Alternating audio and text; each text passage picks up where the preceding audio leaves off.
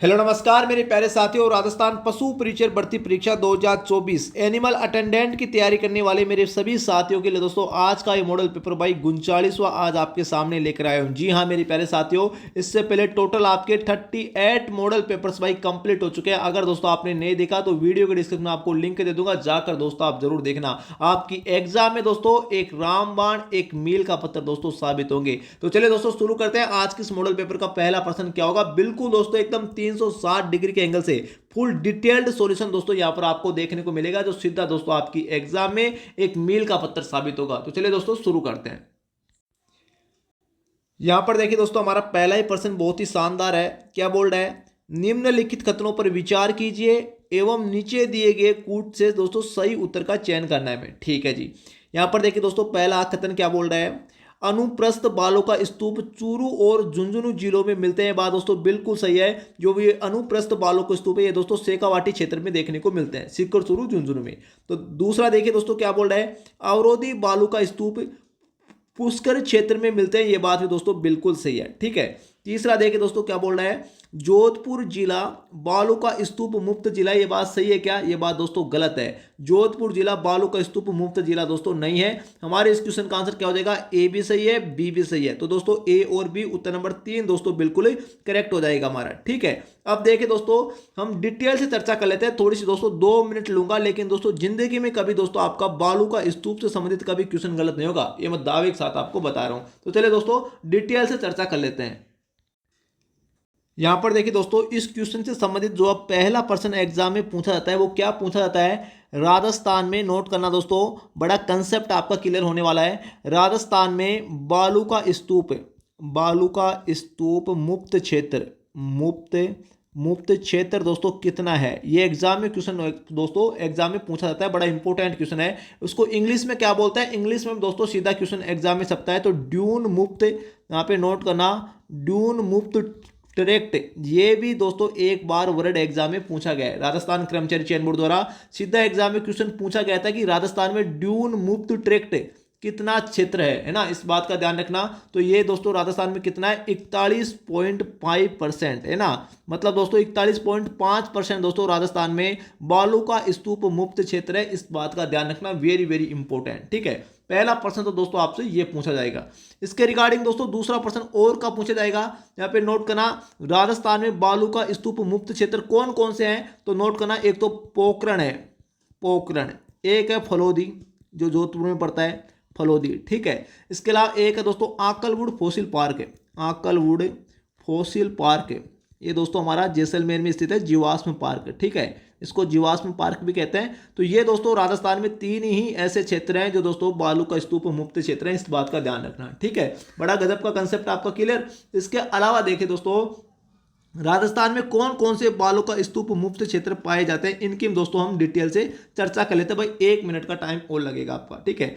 यहां पर देखिए दोस्तों एक नंबर लेकर लगा के लिखना, रेखीय बालू का स्तूप राजस्थान में कहां पर पाए जाते हैं। तो ये दोस्तों जैसलमेर में पाए जाते हैं, जोधपुर में पाए जाते हैं, और दोस्तों बाड़मेर में पाए जाते हैं। ठीक है। इन 3 जिलों में दोस्तों ये देखने को मिलते हैं रेखीय बालू का स्तूप। दूसरा दोस्तों अगर आपको पूछ ले राजस्थान में अर्धचंद्राकार बालू का स्तूप कहां पाए जाते हैं, अर्धचंद्राकार बालू का स्तूप जिनको दोस्तों बरखान के नाम से जाना जाता है। ठीक है। अर्धचंद्राकार बालू का स्तूप को क्या कहते हैं, बरखान के नाम से जाना जाता है। और ये दोस्तों हमारे शेखावाटी क्षेत्र में पाए जाते हैं, मुख्यतः शेखावाटी क्षेत्र में, सीकर चूरू झुंझुनू में दोस्तों पाए जाते हैं। और इसी सीकर चूरू झुंझुनू में दोस्तों अनुप्रस्थ बालू का स्तूप पाए जाते हैं। यहां पर दोस्तों नोट करना। ठीक है। अनुप्रस्थ बालू का स्तूप कहां पर पाए जाते हैं, सीकर चूरू झुंझुनू में। ठीक है।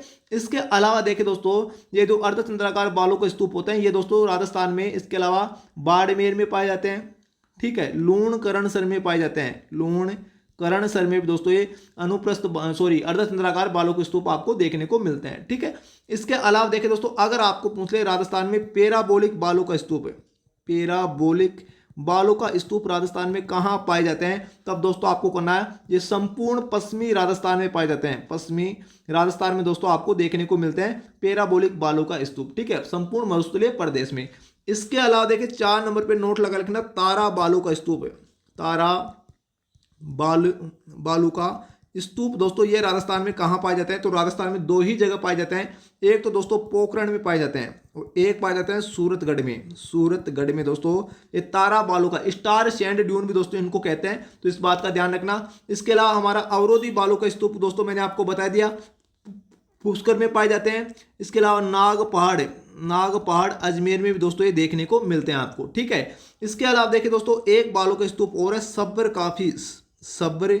काफिस दोस्तों, जो बालू का स्तूप है ये राजस्थान में कहाँ पाया जाता है, तो ये भी दोस्तों पूरे दोस्तों पश्चिमी राजस्थान में आपको देखने को मिलता है, ठीक है। तो ये था दोस्तों टोटल आपके राजस्थान में बालू का स्तूप थे। मुझे नहीं लगता दोस्तों ये सब डिटेल दोस्तों आपको देखने के बाद आपका कोई कंसेप्ट रहा होगा। बिल्कुल दोस्तों आपका पूरा डाउट एकदम क्लियर हो चुका होगा। हमारे दोस्तों इस क्वेश्चन का आंसर क्या हो जाएगा, उत्तर नंबर दोस्तों सी बिल्कुल करेक्ट हो जाएगा। आई होप दोस्तों आपका एकदम पूरा कंसेप्ट क्लियर। नेक्स्ट क्वेश्चन देख लेते हैं दोस्तों क्या होगा।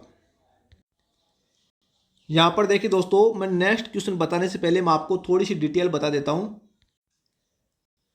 अगर दोस्तों आप पशु परिचर में, यहाँ पे नोट करना दोस्तों, अगर आप पशु परिचर में पहली बार में, बिल्कुल दोस्तों मैं हवा में बातें नहीं करा, पहली बार में दोस्तों अगर आप सिलेक्शन लेना चाहते हैं, पहली बार में दोस्तों अगर आप सिलेक्शन लेना चाहते हैं तो दोस्तों हमारी कोचिंग संस्थान पूरे राजस्थान में दोस्तों पहली बार केवल और केवल दोस्तों 99 रुपये में, एक नाम मात्र की फीस में, जिसे दोस्तों राजस्थान का हर गरीब से गरीब विद्यार्थी भी अफोर्ड कर सकता है। बिल्कुल दोस्तों 99 रुपये में दोस्तों आपको यकीन नहीं हो रहा होगा। हम दोस्तों 31 टेस्ट सीरीज, कितनी दोस्तों 31 टेस्ट सीरीज दोस्तों हम आपको प्रोवाइड करवा रहे हैं। बिल्कुल दोस्तों 31 टेस्ट सीरीज हम आपको प्रोवाइड करवा रहे हैं, वो भी दोस्तों एकदम फुल डिटेल्ड सॉल्यूशन के साथ, फुल डिटेल दोस्तों सॉल्यूशन के साथ दोस्तों हम आपको ये टेस्ट सीरीज प्रोवाइड करवा रहे हैं। प्रत्येक टेस्ट सीरीज में दोस्तों यहाँ पे नोट करना 150 क्वेश्चन होंगे। कितने क्वेश्चन होंगे, प्रत्येक टेस्ट सीरीज में 150 क्वेश्चन होंगे, जिसमें दोस्तों आपका पार्ट ए और पार्ट बी दोनों को दोस्तों कवर किया गया है, ठीक है। पार्ट बी के दोस्तों प्रत्येक टेस्ट सीरीज में 45 क्वेश्चन होंगे। कितने क्वेश्चन, 45 क्वेश्चन। और दोस्तों पार्ट ए में आपके दोस्तों 105 क्वेश्चन आपको देखने को मिलेंगे, ठीक है। इसके अलावा देखिए दोस्तों और मैं आपको बात करूं, अगर आपको दोस्तों इस टेस्ट सीरीज से लेकर, इस टेस्ट सीरीज को लेकर दोस्तों कोई भी डाउट रहे तो दोस्तों सीधा आप इन नंबरों पे कॉल करना 9660039503। इस टेस्ट सीरीज को लेकर दोस्तों अगर आपका कोई भी डाउट रहे, कैसा भी डाउट रहे, तो दोस्तों सीधा आप इन नंबरों पे कॉल करना। और दोस्तों पहली जो आपकी टेस्ट सीरीज है, फर्स्ट टेस्ट सीरीज है, वो दोस्तों बिल्कुल फ्री ऑफ कॉस्ट है। फर्स्ट टेस्ट सीरीज डेमो के तौर पर दोस्तों बिल्कुल दोस्तों फ्री ऑफ कॉस्ट है, इस बात का ध्यान रखना। आप दोस्तों डेमो देख सकते हो। बिल्कुल दोस्तों हम पूरे राजस्थान में एक यूनिक, ऑथेंटिक और एक जेन्युइन कंटेंट द्वारा तैयार की गई टेस्ट सीरीज दोस्तों हम आपको प्रोवाइड करवा रहे हैं। और दोस्तों ऐसा कंटेंट है जो राजस्थान की बड़ी से बड़ी कोचिंग संस्था, राजस्थान की बड़ी बड़ी कोचिंग संस्था भी दोस्तों आपको ऐसा कंटेंट नहीं देती। हमारा कंटेंट दोस्तों 500 से दोस्तों 600 रुपये में बिकने वाला कंटेंट है, लेकिन दोस्तों हम आपको 99 रुपये में प्रोवाइड करवा रहे हैं। क्यों? क्योंकि दोस्तों हमें आपके सिलेक्शन से मतलब है। बिल्कुल दोस्तों 99 रुपये में दोस्तों 31 टेस्ट सीरीज का मतलब हो गया 4500 क्वेश्चन दोस्तों, 4500 क्वेश्चन दोस्तों हम आपको प्रोवाइड करवाएंगे। और दोस्तों यकीन माने बहुत ही शानदार एक गजब का सॉल्यूशन दोस्तों आपको प्रत्येक क्वेश्चन का देखने को मिलेगा और पहली बार में दोस्तों आपका सिलेक्शन होगा, अगर आप दोस्तों आपकी एग्जाम तक हमारे साथ दोस्तों ईमानदारी से मेहनत करते हो तो। अब दोस्तों आपको करना क्या है, आपको दोस्तों सीधा प्ले स्टोर पर जाना है और दोस्तों Q50 जीके क्लासेज का, Q50 जीके क्लासेज का दोस्तों ऐप डाउनलोड करना है, ठीक है। अगर दोस्तों आपको ये ऐप नहीं मिलता है तो दोस्तों इस ऐप का जो लिंक है वो दोस्तों वीडियो के डिस्क्रिप्शन में मैं आपको दे दूंगा, वहां से दोस्तों आप परचेज कर सकते हो, ठीक है। केवल दोस्तों 99 रुपये में हमसे देखे काफी सारे स्टूडेंट दोस्तों जुड़े हुए हैं जो 99 रुपये में अपनी टेस्ट सीरीज लेकर दोस्तों ज्वाइन कर रहे हैं और दोस्तों अपना जो स्कोर है वो दोस्तों आगे बढ़ा रहे हैं, ठीक है। और अगर दोस्तों यहाँ पर देखिए, अगर आप ये हमारी 99 रुपये वाली टेस्ट सीरीज को ज्वाइन करते हो तो मैं दावे के साथ बता रहा हूँ आपकी दोस्तों एक लेवल ऊपर की तैयारी होगी और दोस्तों अन्य विद्यार्थियों की तुलना में आपका सिलेक्शन दोस्तों श्योर है, ये मैं आपको गारंटी दे रहा हूँ दोस्तों। बिल्कुल दोस्तों हूबहू क्वेश्चन पूछे जाएंगे। मैं दोस्तों हूबहू क्वेश्चन का मतलब इसलिए बता रहा हूं कि दोस्तों आप बोलोगे क्या पेपर लीक कराओगे सर, मैं पेपर लीक की बात नहीं कर रहा। हमारी टीम दोस्तों आपके लिए 18 घंटे मेहनत करती है। इस 18 घंटे मेहनत की दम पर दोस्तों मैं आपको बोल रहा हूं कि दोस्तों यहां से इस टेस्ट सीरीज से आपकी एग्जाम में दोस्तों हूबहू क्वेश्चन दोस्तों पूछे जाएंगे। बिल्कुल भाई 100% क्वेश्चन दोस्तों पूछे जाएंगे, ठीक है। तो दोस्तों आपको कोई भी डाउट हो तो इस नंबर पे आप कॉल करने हैं, ठीक है। और दोस्तों Q50 जीके क्लासेस का ऐप आपको डाउनलोड करना है, ठीक है। अगर दोस्तों फिर भी ऐप नहीं मिलता है तो इन नंबरों पे आप व्हाट्सअप करना, हम दोस्तों व्हाट्सअप के माध्यम से आपको लिंक सेंड कर देंगे, ठीक है। तो दोस्तों कैसे क्या परचेज करना है उसको भी दोस्तों मैंने आपको एक 8 मिनट का वीडियो बना रखा है, वो आप देख लेना। बिल्कुल दोस्तों उसमें मैंने स्टेप बाय स्टेप बता रखा है। तो चले दोस्तों ये 2 मिनट दोस्तों मैं आपको ये टेस्ट सीरीज के बारे में बताने के लिए इसके लिए दोस्तों समझ चाहता हूँ। तो चले दोस्तों नेक्स्ट क्वेश्चन देख लेते हैं क्या होगा। यहां पर देखिए दोस्तों हमारा नेक्स्ट क्वेश्चन है, क्या बोल रहा है, कोलवी कंदराएं या बौद्ध कंदराएं और चांदखेड़ी जो एक जैन धार्मिक स्थल है दोस्तों, चांदखेड़ी ये किस जिले में स्थित है? बारा में, सवाई माधोपुर में, बूंदी में है दोस्तों, झालावाड़ में। तो दोस्तों नोट करना ये हमारे झालावाड़ जिले में स्थित है चांदखेड़ी जैन धार्मिक स्थल है। और दोस्तों ये कोलवी की बौद्ध गुफाएं, इस बात का ध्यान रखना, जो हमारे बौद्ध संप्रदाय से संबंधित है, कोलवी की गुफाएं कहाँ स्थित है? झालावाड़ में। ठीक है, गलती नहीं करना, उत्तर नंबर 204 बिल्कुल करेक्ट हो जाएगा। अब देखिए दोस्तों मैं कुछ इंपॉर्टेंट डिटेल बताता हूं इस क्वेश्चन से संबंधित। अगर आपको दोस्तों इसी क्वेश्चन को घुमाकर इस प्रकार पूछ ले कि दोस्तों राजस्थान में कोलवी की बौद्ध गुफाएं कहाँ स्थित है, बौद्ध गुफाएं कहाँ स्थित है दोस्तों, तब आपको क्या करना है? झालावाड़ करना है भाई। ठीक है, तब भी दोस्तों आपको झालावाड़ ही करना है। 2 नंबर दोस्तों लगा के लिखना। राजस्थान में एक गुफा और है जो अक्सर एग्जाम में पूछी जाती है, संत पीपा की गुफा। संत पीपा की गुफा दोस्तों राजस्थान में कहाँ स्थित है? तब दोस्तों आपको क्या करना है? संत पीपा की गुफा दोस्तों टोडा गांव में स्थित है। ये टोडा गांव कहाँ पर स्थित है? ये टोंक जिले में स्थित है, इस बात का ध्यान रखना, जहाँ पर संत पीपा की गुफा है। ठीक है, अब देखिए दोस्तों ये चांदखेड़ी है ना, चांदखेड़ी अगर आपको जैन धार्मिक स्थल पूछे तब आपको क्या करना है? झालावाड़। लेकिन अगर आपको क्वेश्चन ऐसा पूछ ले, यहाँ पे नोट करना 3 नंबर लगा के, कि दोस्तों राजस्थान में, दोस्तों नोट करना 1921 की चांदखेड़ी जो घटना थी वो किस किसान आंदोलन से संबंधित है?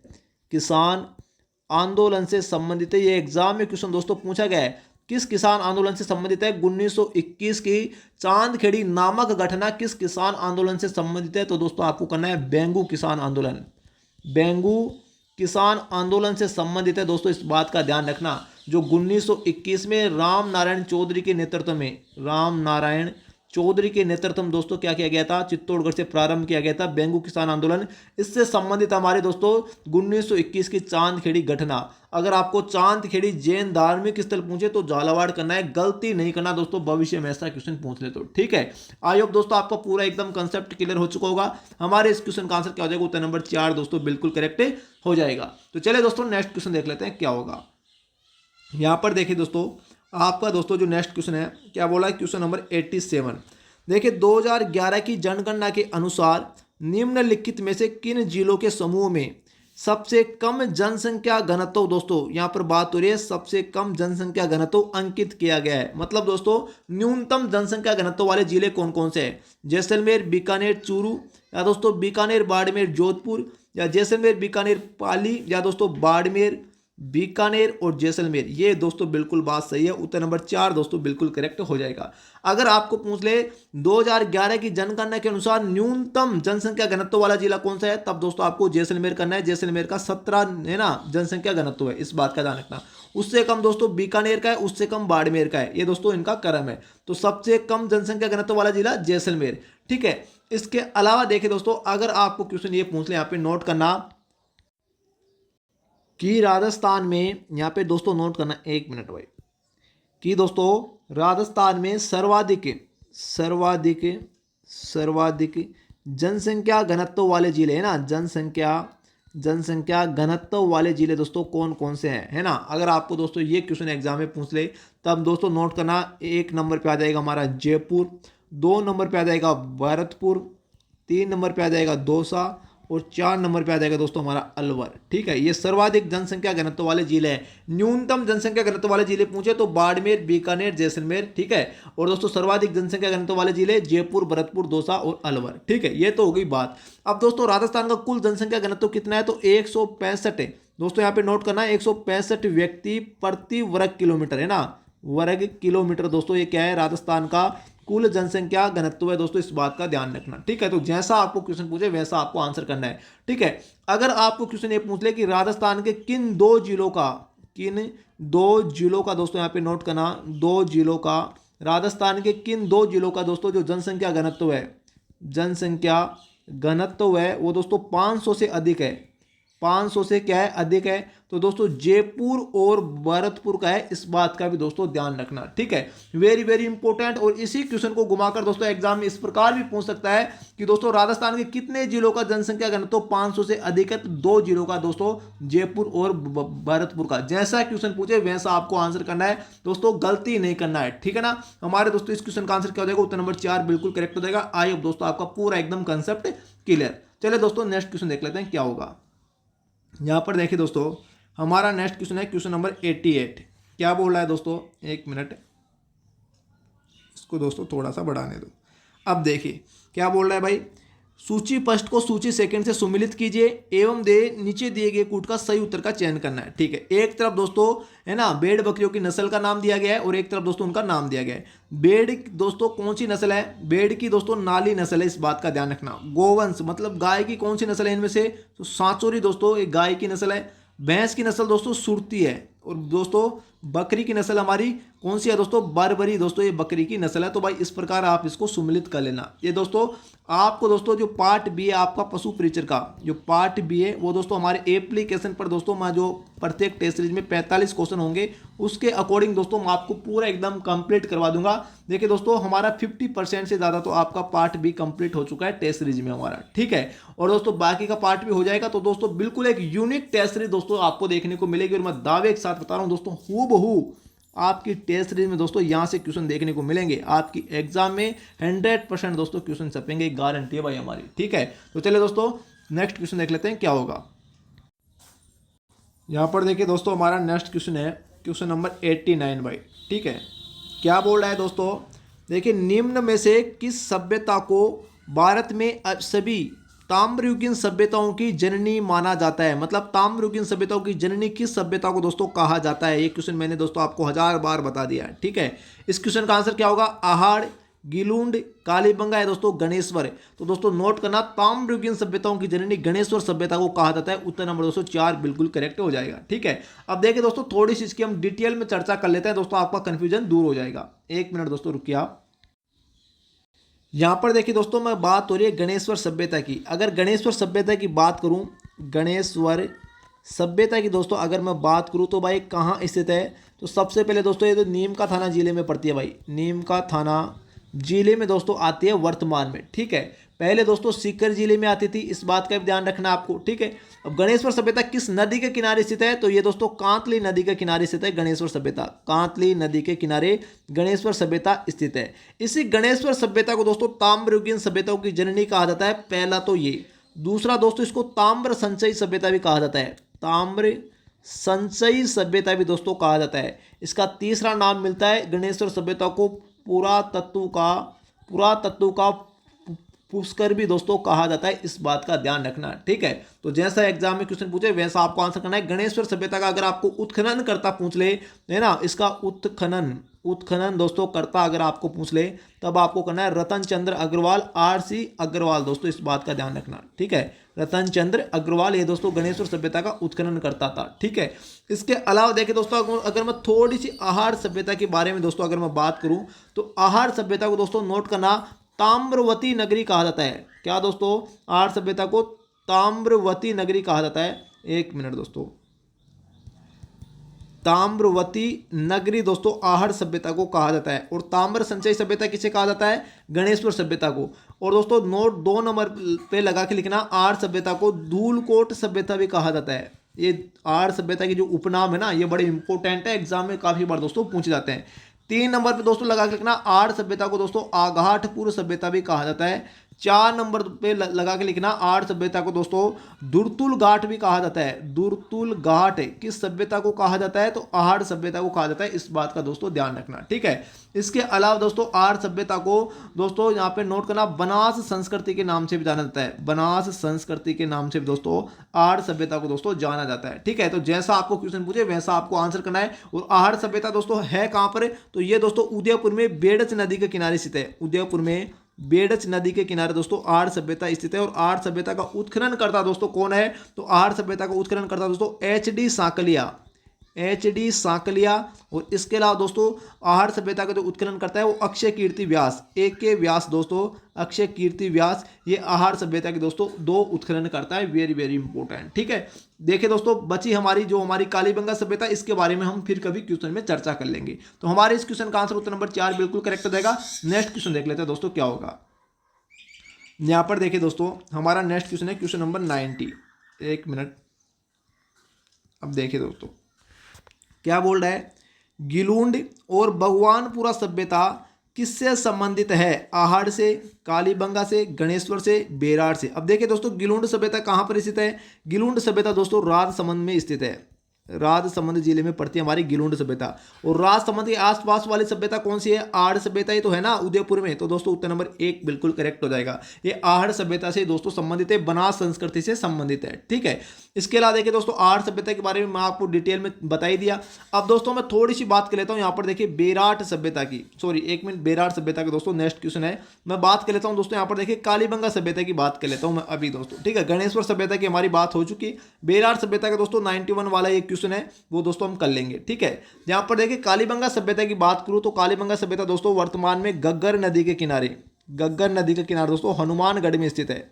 कहां पर स्थित है दोस्तों ये कालीबंगा सभ्यता? हनुमानगढ़ में स्थित है। और कालीबंगा सभ्यता के दोस्तों जो उत्खनन करता है ना वो वेरी वेरी इंपॉर्टेंट है दोस्तों। इसके 6 उत्खनन करता है। कितने उत्खनन करता है? 6 उत्खनन करता है, जो एग्जाम में बार बार पूछे जाते हैं। कालीबंगा सभ्यता की खोज किसने की थी? सबसे पहले तो आप ये देखिए तो दोस्तों 1952 में कालीबंगा सभ्यता की खोज की थी अमलानंद घोष ने।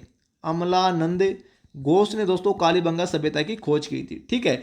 इसके अलावा देखिए दोस्तों कालीबंगा सभ्यता के उत्खनन करता कौन कौन है? तो यहाँ पे नोट करना, एक तो है SP जैन, एक आता है दोस्तों BB लाल, BB लाल, एक आता है दोस्तों BK थापर, BK थापर कालीबंगा सभ्यता का उत्खनन करता। इसके अलावा दोस्तों MD खरे कालीबंगा सभ्यता का उत्खनन करता। इसके अलावा दोस्तों KM श्रीवास्तव, एक मिनट, श्रीवास्तव दोस्तों एक कालीबंगा सभ्यता का उत्खनन करता है, ठीक है। KM श्रीवास्तव। इसके अलावा दोस्तों हमारा हो गया JV जोशी, ये सब दोस्तों कालीबंगा सभ्यता के उत्खनन करता है। 6 उत्खनन करता है, 6 के 6 वेरी इंपॉर्टेंट है, किसी ना किसी एग्जाम में दोस्तों हर बार पूछे जाते हैं, ठीक है। तो ये सब दोस्तों याद रखना। कालीबंगा सभ्यता से दोस्तों काफी सारी दोस्तों जो अवशेष प्राप्त हैं वो दोस्तों हम नेक्स्ट किसी क्वेश्चन में देख लेंगे। तो हमारे इस क्वेश्चन का आंसर दोस्तों क्या हो जाएगा? ये दोस्तों आहार से संबंधित है भाई, ठीक है। नेक्स्ट क्वेश्चन देखिए दोस्तों क्या होगा। यहाँ पर देखिए दोस्तों बात हो रही है, देखिए क्या पुरातत्वविद नीलरतन बनर्जी और कैलाश नाथ दीक्षित निम्नलिखित में से किस पुरा स्थल के उत्खनन से संबंधित रहे हैं? मतलब ये दोस्तों कैलाश नाथ दीक्षित और नीलरतन बनर्जी दोस्तों किस सभ्यता के उत्खनन करता है? कालीबंगा के, बेराट के, गणेश्वर के, दोस्तों आहड़ के। देखिए दोस्तों मैंने आपको आहड़ सभ्यता के उत्खननकर्ता भी बता दिए, गणेश्वर सभ्यता के उत्खननकर्ता भी बता दिए, और बेराट सभ्यता के उत्खननकर्ता दोस्तों मैंने आपको नहीं बताई अभी तक, कालीबंगा की बताई दी। तो दोस्तों हमारे इस क्वेश्चन का आंसर क्या हो जाएगा? उत्तर नंबर 2 बिल्कुल करेक्ट हो जाएगा। ये बेराट सभ्यता के उत्खनन करता है। बेराट सभ्यता के टोटल दोस्तों 3 उत्खनन करता है। कौन कौन से? आपको दोस्तों याद करने का एक फॉर्मूला बता देता हूं, आपको KND याद करना है बेराट सभ्यता के उत्खननकर्ता में। K का मतलब हो गया कैलाश नाथ दीक्षित, N का मतलब हो गया नीलरतन बनर्जी, D का मतलब हो गया दयाराम साहनी दोस्तों। ये बेराट सभ्यता क्या है दोस्तों? उत्खनन करता है। तीनों के तीनों बड़े इंपॉर्टेंट है, याद कर लेना, ठीक है। बेराट सभ्यता की दोस्तों देखिए हम थोड़ी सी डिटेल में चर्चा कर लेते हैं। एक मिनट दोस्तों, बात हो रही है दोस्तों हमारी बेराट सभ्यता की, बेराट सभ्यता की दोस्तों बात हो रही है। कहां पर स्थित है दोस्तों? तो ये दोस्तों वर्तमान में कोटपुतली बहरोड जिले में स्थित है। कोटपुतली बहरोड जो जिला है दोस्तों उस जिले में पड़ती है हमारी बेराट सभ्यता। वर्तमान नाम क्या है इसका? विराटनगर के नाम से जानी जाती है। विराटनगर के नाम से दोस्तों जानी जाती है बेराट सभ्यता, ठीक है। किस नदी के किनारे स्थित है? तो बाणगंगा नदी के किनारे स्थित है हमारी बेराट सभ्यता, ठीक है। और इस बाणगंगा नदी को रुंडित सरिता के नाम से जाना जाता है। रुंडित सरिता के नाम से दोस्तों जाना जाता है बाणगंगा नदी को, ठीक है। विराटनगर के नाम से दोस्तों वर्तमान में जानी जाती है, बाणगंगा नदी के किनारे स्थित है। इसके अलावा देखिए दोस्तों इस बेराट सभ्यता से 4 प्रकार की संस्कृतियों के अवशेष मिले हैं। कौन कौन सी दोस्तों? 1 नंबर लगा के लिखना दोस्तों, यहाँ से महाभारतकालीन दोस्तों अवशेष प्राप्त हुए बेराट सभ्यता से। 2 नंबर दोस्तों लगा के लिखना, यहाँ से मौर्यकालीन अवशेष प्राप्त हैं, मौर्यकालीन अवशेष प्राप्त हैं। 3 नंबर दोस्तों लगा के लिखना, यहाँ से बौद्ध संस्कृति के अवशेष प्राप्त हैं, बौद्ध संस्कृति के दोस्तों अवशेष प्राप्त हैं। और 4 नंबर पे दोस्तों लगा के रखना यहाँ से यूनानी संस्कृति के अवशेष प्राप्त हैं। यूनानी संस्कृति के दोस्तों यहाँ से अवशेष प्राप्त हुए हैं, इस बात का दोस्तों ध्यान रखना। ठीक है, तो चारों प्रकार की संस्कृति के अवशेष कहाँ से प्राप्त हुए हैं, तो ये दोस्तों हमारे प्राप्त हैं बेलाट सभ्यता से। वेरी इंपॉर्टेंट दोस्तों, आपका एकदम पूरा कंसेप्ट क्लियर। नेक्स्ट क्वेश्चन देख लेते हैं दोस्तों क्या होगा। यहाँ पर देखिए दोस्तों हमारा भाई नेक्स्ट क्वेश्चन है, क्या बोल रहा है दोस्तों, यहाँ पर नोट करना। गठियाला अभिलेख से संबंधित दोस्तों हमारा नेक्स्ट क्वेश्चन है। ठीक है, गठियाला अभिलेख से संबंधित है। गठियाला शिलालेख का संबंध मंडोर शाखा के किस प्रतिहार शासक से है, ककुक से, बाउक से, रज्जल से, दोस्तों शिलुक से। तो ये ककुक प्रतिहार शासक से संबंधित है। उत्तर नंबर दोस्तों क्या हो जाएगा, एक बिल्कुल करेक्ट हो जाएगा। गठियाला शिलालेख के बारे में बात करूं तो ये दोस्तों 861 ईस्वी का दोस्तों जोधपुर से प्राप्त अभिलेख है, इस बात का ध्यान रखना। गुर्जर प्रतिहार राजवंश से संबंधित है। और इसी गठियाला अभिलेख में दोस्तों जो गुर्जर प्रतिहार शासक है नागभट्ट प्रथम, नागभट्ट प्रथम दोस्तों, इस बात का ध्यान रखना। नागभट्ट प्रथम दोस्तों, इसने दोस्तों अपनी राजधानी मंडोर से कहां पर स्थानांतरित की थी, मेड़ता स्थानांतरित की थी। ये एग्जाम में क्वेश्चन पूछा जाता है कि किस प्रतिहार शासक ने अपनी राजधानी मंडोर से मेड़ता स्थानांतरित की थी, नागभट्ट प्रथम ने। ये बात कहां पर लिखी हुई है, तो गठियाला अभिलेख में लिखी हुई है, इस बात का दोस्तों आपको मालूम होना चाहिए। ठीक है, और एक कुकुक प्रतिहार शासक से संबंधित है। उत्तर नंबर एक बिल्कुल करेक्ट हो जाएगा। ठीक है, नेक्स्ट क्वेश्चन देखते हैं दोस्तों क्या होगा। यहां पर देखिए दोस्तों क्वेश्चन नंबर 93 क्या बोल रहा है दोस्तों, अजमेर का पहला चौहान शासक जिसने अपने नाम के सिक्के जारी किए थे वह कौन था, अजयराज, अर्णोराज, पृथ्वीराज या विग्रहराज। तो दोस्तों अजमेर के दोस्तों चौहानों का जो संस्थापक है दोस्तों वासुदेव चौहान। उसके बाद में दोस्तों जो वंशावली शुरू होती है ना अजमेर से, वो दोस्तों अजयराज से शुरू होती है। उत्तर नंबर एक बिल्कुल करेक्ट हो जाएगा, अजयराज। ठीक है ना, अजयराज ने दोस्तों अपने नाम के सिक्के जारी किए थे। और दोस्तों इसकी एक रानी थी सोमलेखा, सोमलेखा दोस्तों नाम मिलता है इसकी रानी का, या दोस्तों इसको रानी का नाम एक और नाम है सोमलवती भी कहते हैं, सोमलवती। ठीक है, इसने भी दोस्तों अपने नाम के चांदी के सिक्के जारी किए थे। ये एग्जाम में क्वेश्चन पूछा जाता है कि किस चौहान शासक की रानी ने दोस्तों, है ना, या अजय राज की कौन सी रानी ने, या दोस्तों किस चौहान रानी ने दोस्तों अपने नाम के चांदी के सिक्के जारी किए थे। तो दोस्तों सोमलेखा या सोमलवती ये अजय राज की रानी थी। ठीक है, और इसी अजय राज ने दोस्तों अजमेर की स्थापना की थी 1113 ईस्वी में, इस बात का ध्यान रखना। किसकी स्थापना की थी, अजमेर की स्थापना की थी। और अजमेर में इसी ने दोस्तों तारागढ़ दुर्ग का निर्माण करवाया था, जिसे गढ़ बिटली का किला भी कहा जाता है, तारागढ़ दुर्ग को। ठीक है, आई होप दोस्तों आपका पूरा कंसेप्ट क्लियर। नेक्स्ट क्वेश्चन देख लेते हैं दोस्तों क्या होगा। यहां पर मैं थोड़ी सी बात अर्णोराज की भी कर लेता हूं। तो अर्णोराज ने दोस्तों आना सागर झील का निर्माण करवाया था, आना सागर झील का निर्माण करवाया था। और दोस्तों वराह मंदिर का निर्माण करवाया था। जो वराह मंदिर कहां पर स्थित है, ये स्थित है हमारा पुष्कर में स्थित है। ठीक है, इस बात का ध्यान रखना। तो उत्तर नंबर एक बिल्कुल करेक्ट हो जाएगा। नेक्स्ट क्वेश्चन देखिए दोस्तों क्या होगा। यहां पर देखिए दोस्तों बहुत ही गजब का प्रश्न है भाई। क्या बोल रहा है, अलाउद्दीन खिलजी की निम्नलिखित राजपूत राज्यों की विजय का सही कालानुक्रम क्या है। ये क्वेश्चन दोस्तों मैं आपको 1000 बार बता चुका हूं हमारे मॉडल पेपर्स में, और देख लीजिए हूबहू दोस्तों आपके सामने, प्रत्यक्ष में परिणाम की जरूरत नहीं है। चित्तौड़, रणथंबोर, जालोर विजय, दोस्तों सिवाना विजय, इनका दोस्तों कालानुक्रम हमें चेक करना है। सबसे पहले कहां पर आक्रमण किया था, तो दोस्तों इसकी डिटेल में चर्चा करते हैं। 1 मिनट दोस्तों आप रुकिए। यहां पर देखिए दोस्तों अलाउद्दीन खिलजी ने सबसे पहले आक्रमण किया था 1301 ईस्वी में। ठीक है, और दोस्तों कहां पर आक्रमण किया था, ये किया था रणथंबोर दुर्ग पर, रणथंबोर दुर्ग पर दोस्तों आक्रमण किया था अलाउद्दीन खिलजी ने। और दोस्तों उस समय शासक कौन था रणथंबोर का, तो हमीर देव चौहान था, हमीर देव चौहान। ठीक है, वेरी वेरी इंपॉर्टेंट। ठीक है ना, तीसरा दोस्तों यहाँ पे नोट करना 1303 ईस्वी में दोस्तों आक्रमण किया था। 2 नंबर पे लगा के लिखना भाई, ये 1 नंबर 2 नंबर। चित्तौड़ पर आक्रमण किया था दोस्तों। इसके बाद अलाउद्दीन खिलजी ने कहां पर आक्रमण किया, चित्तौड़ पर। चित्तौड़ का शासक कौन था, तो रावल रतन सिंह था, रावल रतन सिंह दोस्तों उस समय चित्तौड़ का शासक था। 3 नंबर पे दोस्तों लगा के लिखना। इसके बाद चित्तौड़ के बाद दोस्तों कहां पर आक्रमण किया, 1308 ईस्वी में। तो दोस्तों ये सिवाना पर आक्रमण करता है, सिवाना पर आक्रमण करता है। और सिवाना का शासक कौन था, सातल देव चौहान, सातल देव चौहान दोस्तों ये सिवाना का शासक था। ठीक है, 4 नंबर दोस्तों लगा के लिखना 1311 ईस्वी में दोस्तों ये आक्रमण करता है हमारा दोस्तों जालोर दुर्ग पर, जालोर दुर्ग पर आक्रमण करता है। और जालोर का शासक उस समय कौन था, तो कान्हड़ देव चौहान, कान्हड़ देव चौहान दोस्तों ये हमारा जालोर का शासक था दोस्तों 1311 ईस्वी में। ठीक है, वेरी वेरी इंपॉर्टेंट। ये दोस्तों अलाउद्दीन खिलजी के आक्रमणों का दोस्तों क्या है, कालानुक्रम है, इस बात का ध्यान रखना, रट लेना दोस्तों, ये बड़ा इंपॉर्टेंट है। अब देखिए दोस्तों, इससे संबंधित और इंपॉर्टेंट फैक्ट बताता हूं आपको मैं। अलाउद्दीन खिलजी ने चित्तौड़ पर आक्रमण करके इसका नाम क्या रखा? खिजराबाद। नोट करना, क्या रखा? खिजराबाद कर दिया चित्तौड़ का नाम, ठीक है। इसके अलावा यहां पर दोस्तों आगे देखिए, सिवाना पर आक्रमण करके सिवाना का क्या नाम कर दिया? तो खेराबाद कर दिया। अलाउद्दीन खिलजी ने सिवाना का नाम बदल दिया खेराबाद, ठीक है। जालोर दुर्ग पर आक्रमण करके दोस्तों जालोर का नाम कर दिया जलालाबाद, जलालाबाद दोस्तों, ठीक है। तो ये बात भी दोस्तों आपको मालूम रखनी है, वेरी वेरी इंपॉर्टेंट है, एग्जाम में क्वेश्चन पूछा जाता है। तो क्रम दोस्तों याद रख लेना। नेक्स्ट क्वेश्चन देख लेते हैं दोस्तों क्या होगा। यहां पर देखिए दोस्तों क्या है, नेक्स्ट क्वेश्चन देखिए भाई, हमारे इस क्वेश्चन का आंसर दोस्तों क्या होगा? 2011 की जनगणना के अनुसार राजस्थान के कौन से जिलों में 75% से अधिक साक्षरता दर है दोस्तों? बताइए क्या होगा।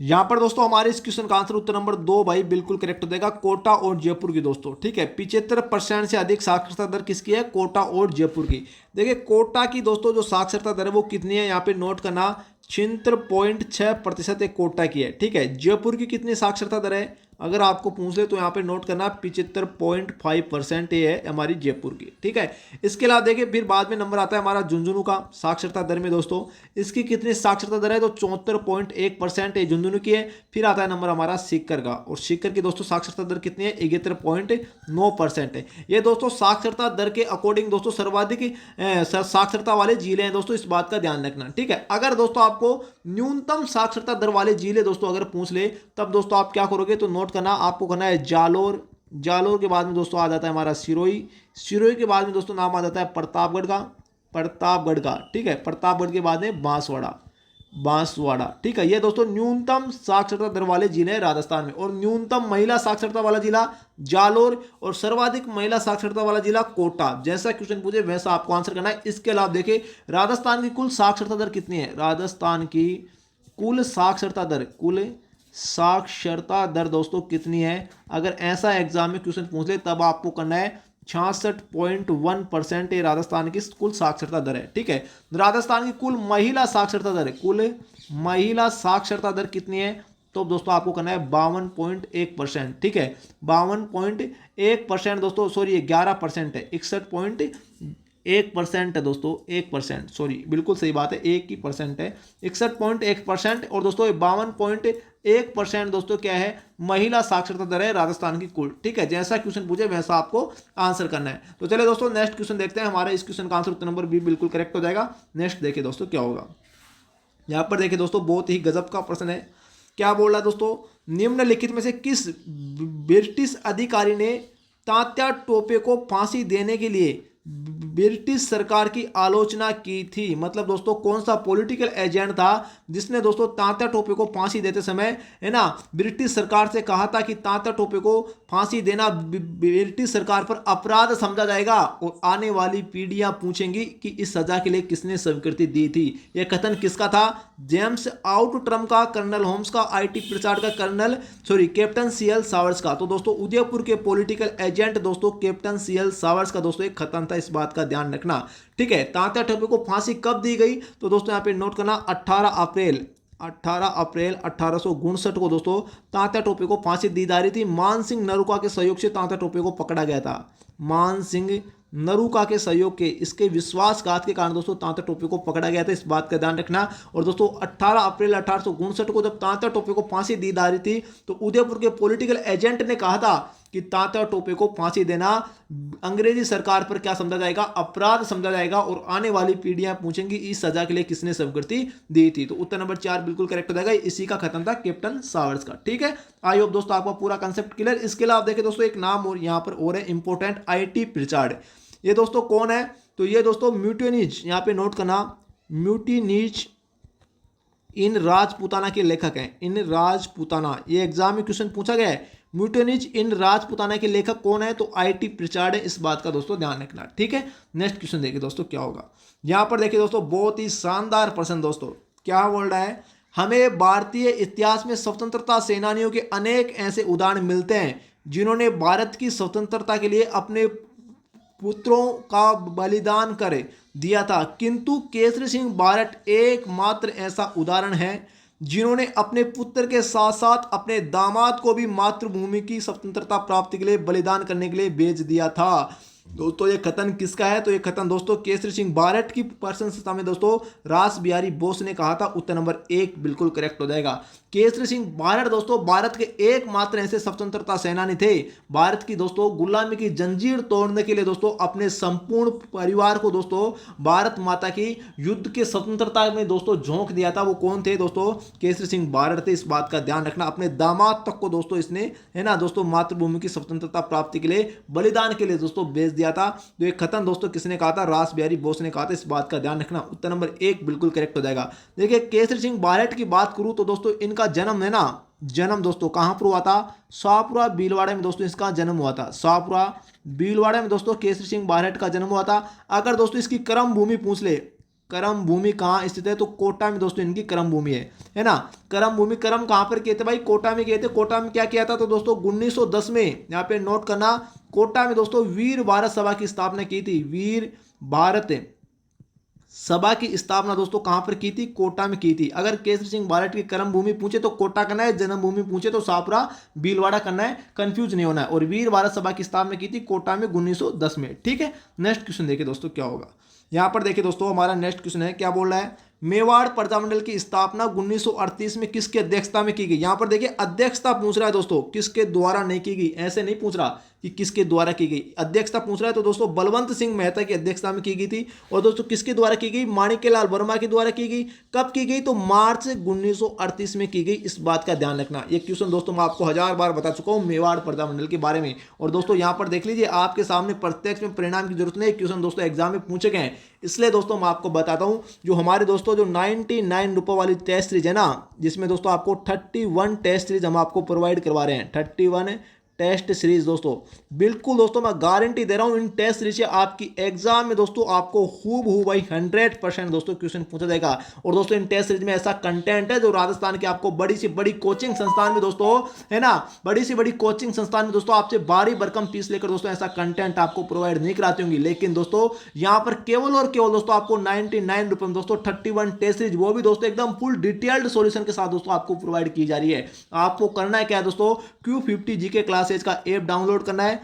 Q50 जीके क्लास एज का दोस्तों आपको ऐप डाउनलोड करना है और दोस्तों अपनी टेस्ट सीरीज को ज्वाइन करना है। मैं दावे के साथ बता रहा हूं दोस्तों, अगर आप पहली बार में सिलेक्शन लेना चाहते हो ना पशु परिचय में, तो हमारे दोस्तों 31 टेस्ट सीरीज ज्वाइन करना। आपको खुद को यकीन हो जाएगा कि हमारे कंटेंट में दोस्तों कितना दम है।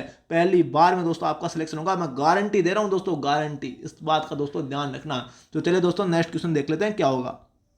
स्क्रीन पर भाई मैंने आपको नंबर बता दिए थे टेस्ट सीरीज से संबंधित। अगर आपको कोई भी डाउट है तो आप उन नंबरों पे कॉल कर लेना। एक बार दोबारा और बता देता हूँ, 9660039503 इन नंबरों पे दोस्तों आप कॉल कर लेना। ये 95 है, ठीक है। तो दोस्तों आपका जो भी डाउट है टेस्ट सीरीज को लेकर आप दोस्तों क्लियर कर सकते हो। हमारे साथ बहुत सारे स्टूडेंट दोस्तों टेस्ट सीरीज को परचेज कर चुके हैं और दोस्तों अपनी टेस्ट सीरीज का मजा ले रहे हैं। तो चलिए दोस्तों नेक्स्ट क्वेश्चन देख लेते हैं क्या होगा।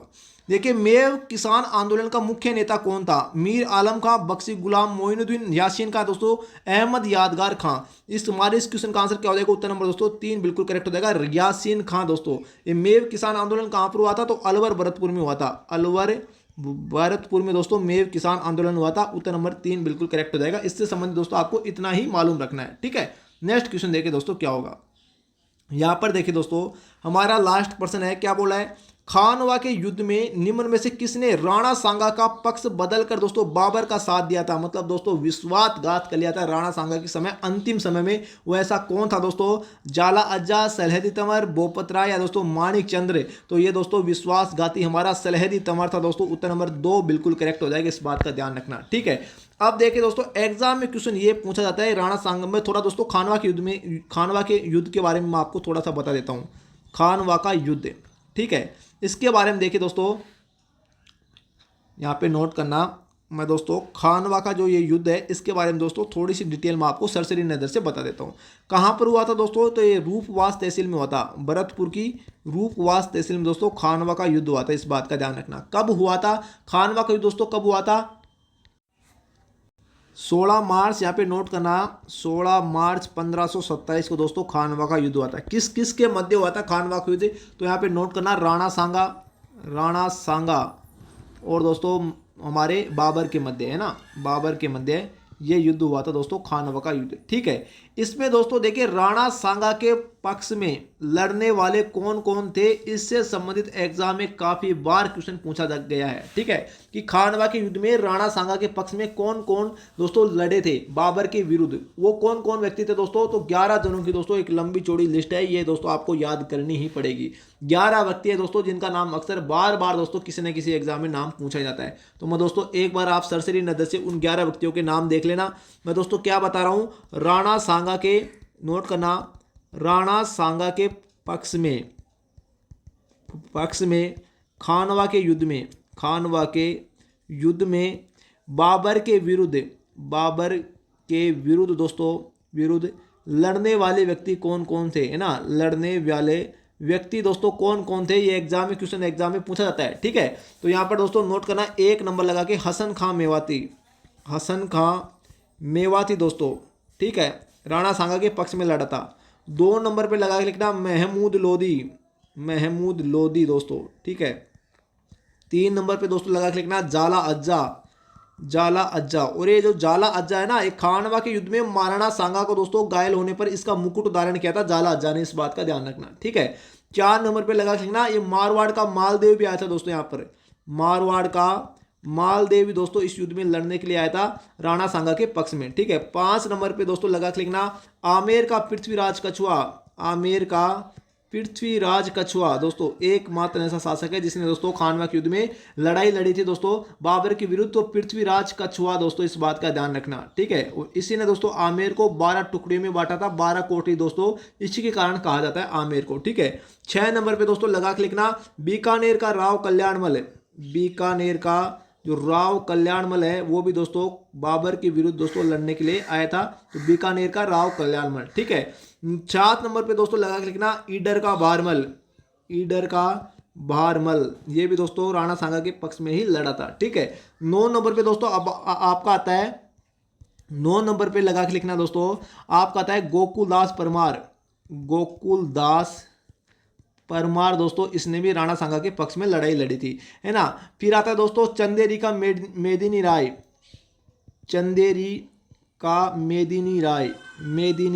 राय ने दोस्तों हमारे राणा सांगा के पक्ष में लड़ाई लड़ी थी। फिर आता है दोस्तों देवलिया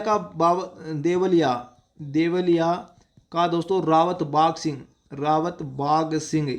इससे बाहर दोस्तों एग्जाम में क्वेश्चन नहीं जाएगा, आपको दोस्तों ये नाम याद रखना है। 11 नाम है दोस्तों, किसी ना किसी एग्जाम में 11 नाम दोस्तों पूछे गए हैं। ठीक है, क्वेश्चन कैसे आया था, राणा सांगा के पक्ष में दोस्तों कौन कौन लड़े थे खानवा के युद्ध में, तो दोस्तों कभी इनका नाम पूछ लिया, कभी इनका नाम पूछ लिया, कभी इनका नाम, तो दोस्तों आपको 11 का 11 याद करना ही पड़ेगा। ठीक है, इसके अलावा देखिए दोस्तों, इस युद्ध में राणा सांगा का हारने का क्या कारण था। राणा सांगा दोस्तों इस युद्ध में हार गया था, राणा सांगा की एकमात्र दोस्तों ये हार थी खानवा का युद्ध, इस बात का ध्यान रखना। तो बाबर ने ना, जो बाबर था दोस्तों, राजस्थान में सबसे पहले इसी युद्ध में दोस्तों गोला बारूद का प्रयोग किया गया था। गोला बारूद का प्रयोग दोस्तों राजस्थान में सबसे पहले कब किया गया, तो खानवा के युद्ध में दोस्तों किया गया था। और दोस्तों बाबर के द्वारा तुलुगमा पद्धति का दोस्तों यूज किया गया था। ठीक है, इन ये दोस्तों 2 मुख्य कारण थे राणा सांगा के हारने के। ठीक है, तो इस बात का दोस्तों आपको मालूम होना चाहिए। आई होप दोस्तों आपका एकदम पूरा कंसेप्ट क्लियर हो चुका होगा। हमारे इस क्वेश्चन का आंसर उत्तर नंबर दोस्तों 2 बिल्कुल करेक्ट हो जाएगा। तो दोस्तों देखिए, मैंने आपको टेस्ट सीरीज के बारे में पहले भी बता दिया, अभी भी मैं आपको फिर से बता रहा हूं। हम दोस्तों केवल 99 रुपए में हम दोस्तों आपको 31 टेस्ट सीरीज भाई प्रोवाइड करवा रहे हैं। 31 टेस्ट सीरीज, पहली टेस्ट सीरीज दोस्तों बिल्कुल फ्री है। फर्स्ट जो टेस्ट सीरीज है वो बिल्कुल दोस्तों आपकी फ्री है, आप दोस्तों डेमो के तौर पर देख सकते हो। बिल्कुल एक authentic unique full detailed solution के साथ दोस्तों आपको देखने को मिलेगी। और ऐसा कंटेंट, आवाज नहीं आ रही, ऐसा कंटेंट दोस्तों राजस्थान की बड़ी बड़ी कोचिंग संस्था भी दोस्तों आपको प्रोवाइड नहीं करती, जैसा दोस्तों हम आपको करते हैं। बिल्कुल दोस्तों आपकी एग्जाम में 100% यहां से क्वेश्चन दोस्तों पूछे जाएंगे। मैं दावे के साथ बता रहा हूं दोस्तों, बाजार में बिकने वाला कंटेंट नहीं हमारा, वहां से कॉपी कर लिया यहां पर पेस्ट कर दिया, ऐसा कंटेंट नहीं है दोस्तों। बिल्कुल हमारे खुद के द्वारा दोस्तों बनाया गया कंटेंट है, जो सीधा दोस्तों आपकी एग्जाम में छपेगा। प्रत्येक क्वेश्चन का दोस्तों क्रॉस वेरीफाइड एनालिसिस है। जी हाँ मेरे प्यारे साथियों, आपकी एग्जाम के पॉइंट ऑफ से बड़ा इंपॉर्टेंट दोस्तों टेस्ट सीरीज है, एक यूनिक ऑथेंटिक टेस्ट सीरीज है, जो सीधी दोस्तों आपकी एग्जाम में रामबाण साबित होंगी। तो चलिए दोस्तों आज के लिए इतना ही दोस्तों, मैंने आपको बता दिया Q50 जीके क्लासेज का आपको ऐप डाउनलोड करना है।